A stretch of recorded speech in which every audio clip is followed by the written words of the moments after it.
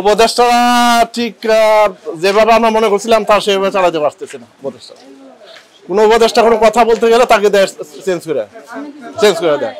হ্যাঁ, যেসব উপদেষ্টা আছে এখন তো সেই এনজিও উপদেষ্টা হয়ে গেছে, সব এনজিও উপদেষ্টা।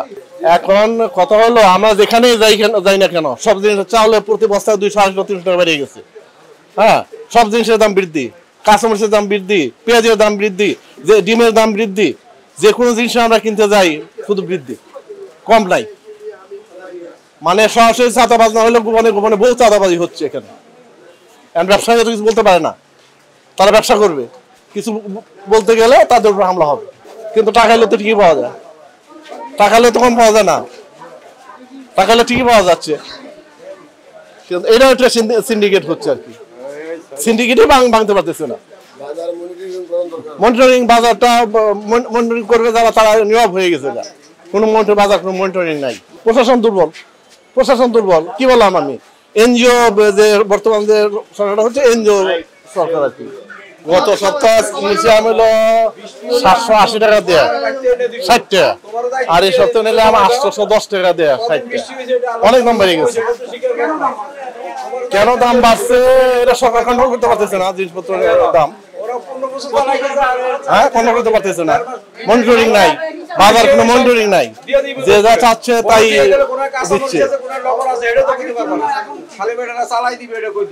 এখন আগের তুলনার থেকে তো এখন থেকে আরো খারাপ যাচ্ছে।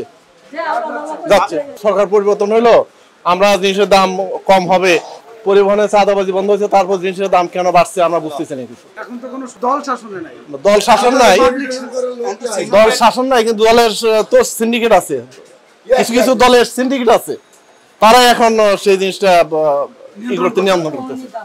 এখনো নিচ্ছে, গোপনে নিচ্ছে, চাঁদাবাজি তো বন্ধ হয় নাই, চাঁদাবাজি আরো বাড়ছে।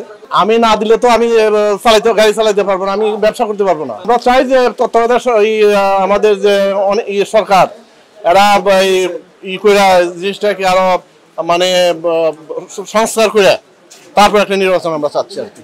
একটা নির্বাচন, সুষ্ঠু নির্বাচন চাচ্ছি, যাতে যারা দেশের জন্য উন্নয়ন করবে, দেশের ভালো চাবে, ওই টাকা পাচার হবে না, সিন্ডিকেট হবে না, আমরা এরকম একটা দল চাচ্ছি আর কি। সবারই একই প্রত্যাশা, কিন্তু প্রত্যাশা তো পূরণ হয়ই না।